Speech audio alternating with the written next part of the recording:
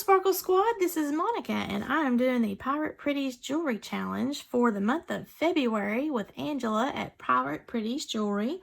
This is the monthly birthstone project that she's put in place, and we're doing something every month and it's different theme, color, and all that jazz. So February, we're doing amethyst, and you can either do silver or rose gold. I chose silver, and you can make a bracelet. I also did a necklace and some earrings just because I was on a roll. She also has a fun element of feathers or birds. I have used an amalgam of things from various stash. For those of you that are like me, you get the monthly Bargain Bead Box.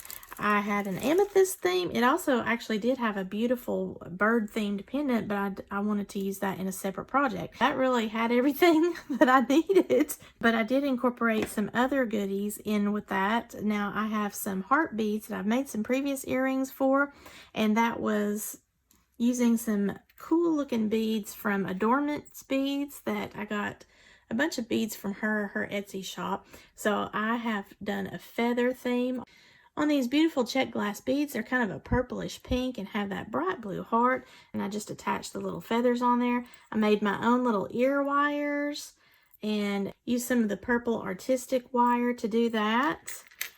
And I have this handy dandy tool right here. This is the Step Earwire Maker. I didn't even realize I still had this thing because it's been forever. So the cover kind of flips over here in order for you to remove your earring. If you want a crash course, I have a piece of wire left over here. You're going to leave your cover closed, and then you're going to pull out the handle all the way. And then you want to insert the wire right here all the way through until you reach the end. And then, whoops, if you're like me and you got carpal tunnel, this is a challenge. Then you're just going to squeeze it all the way closed. I hope you can see that. It's kind of a dark purple. So it's all the way closed, and I think I'm going to pull my end of the wire just slightly this way here, just to have a little bit more of an exaggerated bend for the ear wire. Now you just pull this cover back all the way and keep your handles pushed in, and then you're just going to pull it off of the thing. Now, you're going to have to make some adjustments. Obviously, you're going to need to cut your wire here. You're going to need to cut this in here. Use your round nose pliers to kind of curl it in a little bit more, however big you like your loop. And I usually will take a file and file the edges once I've done that to be sure that they don't really poke or scratch or tear the earlobe whenever you're going to make your own ear wires. I don't do this often, but since I had the tool, I thought I would just show it to you really quickly. I will, of course, link to all this stuff below my description. So now the other part to this was to do the bracelet. Now the bracelet is something I also used another tool, and I've talked about it before. I'm using my artistic wire in the 18 gauge lavender and creating essentially a connector, but this is going to be like a double loop, so it's really strong. I used my step pliers again on this largest size. This is by Beadsmith. I will put the link again to this below, and the 18 gauge is going to hold its shape very nicely. I did 3 wraps at the base and cut the excess off, and then I'm going to just feed on some beads here. Okay, so this is what I have. The beads are on here, and then there's the loop. That's the loop that's going to take the lobster claw. Then I'm going to just make a simple loop over here on this side, and it doesn't need to be as big because it's going to just act as a little connector, so that I can then do a jump ring to attach it to the rest of the bracelet. Now with my 1-step looper, I'm going to just take my wire and feed it through because I just need a simple loop on this side. I want to have all my beads on there. I'm going to go right up to the bead on this side. I'm holding the wire over here, and then I'm just going to squeeze it up. Take the wire out, release, and then I have that little simple loop on the other side that I can grab hold of with a jump ring. And since I'm going to do that, instead of using the silver jump ring and I have this extra wire, I could go ahead and just make that right now myself. I think I actually do have some purple wire or purple jump rings, but it's not going to be this exact purple. So I think it's 7, 8, 10. So I'm going to go to the smallest size. That's what it's going to look like here on the end. Put the wire down, bend it like this. then let it cross over. I'm just taking these up like that, essentially like I'm making a split ring, right? I could continue to do that over and over and over again, but I only need one jump ring, so I'm just going to release this. Now I've got what looks like a split ring, but I only need a jump ring, so now I'm going to take my flush cutters, and right here where the wires are crossing, I'm going to pick that center point and just cut it. And that gave me a lovely little jump ring, and I can now use that to open and close. Grab hold of this end over here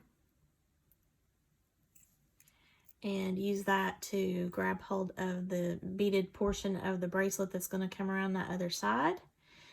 Then that way that connects one side of the bracelet, and then my lobster claw clasp, which I do think I have purple, that can grab hold of this larger loop over here, and then it becomes a part of the design. I could actually make this jump ring a little bit smaller if I wanted to. Now I do happen to have a purple lobster claw clasp and smaller jump rings, so I'm going to just see what works in my design once I get to the point of putting everything on my bracelet and finish that up.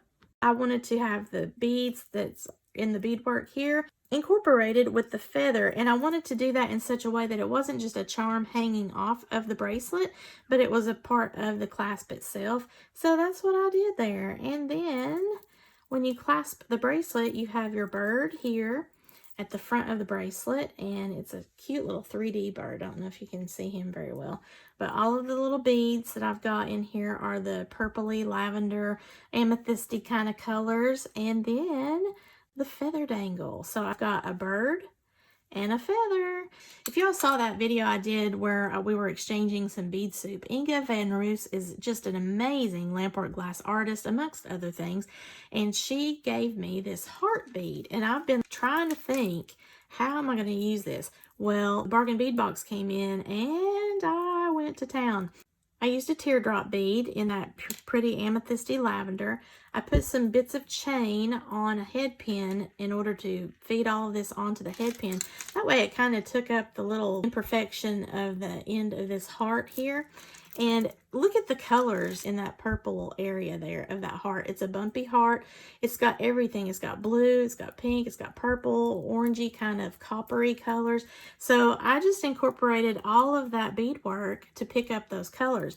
And what got me so excited when I opened the beads, they have some of these little beads here that mimicked the design, I thought, perfectly, because it picked up all of those colors in that heart, in that purple section of the heart. So I mean, check that out. I don't know if I can lay it. See? You can see this bead right here.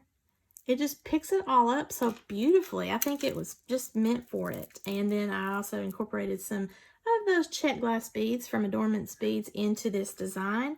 And I'm absolutely in love with how that turned out. So this one does not have a bird or any kind of feather, but it is meant to go coordinating along with my bracelet and the earrings. I was just really excited about being able to use this beautiful pendant from Inga and a lot of the beads and everything that I got here. Now, I did have some purple amethyst soft flex bead stringing wire, and that was a little bit darker than I wanted to use, but I didn't have any light purple, which actually wound up working well with the lavender artistic wire in the 18 gauge that I used here, because I mean, you can see it's pretty much matchy-matchy. It all worked in the end, but you know how that goes. You have a vision in mind, and then that's where you want to take it. So this is my project share for the month of February in Angela's Pirate Pretties Jewelry Making Challenge. This was really fun. Again, I'm absolutely thrilled that I was able to use Miss Inga's beautiful lamport glass bead along with the February selection of beads from Bargain Bead Box. I mean, that was just spot on, really helped me out. And you'll see when I actually do the haul for the Bargain Bead Box that I could have used just everything from that period to create for this challenge this month, but that'll be a surprise for you later. So yeah, I've got the bracelet that hit that note with the bird, and it's a really pretty, it can actually stand up on its own. A really pretty bird. I incorporated a feather as well to kind of mimic the bird theme, and created my own clasping mechanism in order to do that in kind of a cool way. I mimicked that feather in the earrings, and here's the little bird. It was standing up on my bead board. So I've got my amethyst color, I've got the birds, I've got the feathers. I have this awesome heart.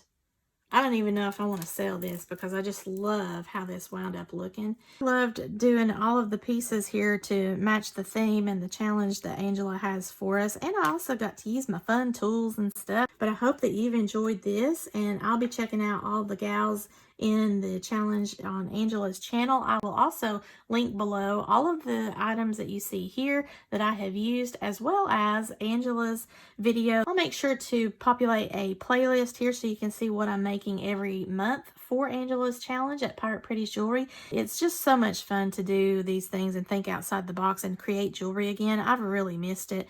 I'm just so shocked at how these things all kind of coordinated together. If you like this video, please give me a thumbs up and let me know below in the comments what was your favorite of what you see here. If you have not already done so, please subscribe to my channel. I would really appreciate that. And also if you would share this to any of your jewelry making friends or beading aficionados that just love all things sparkle.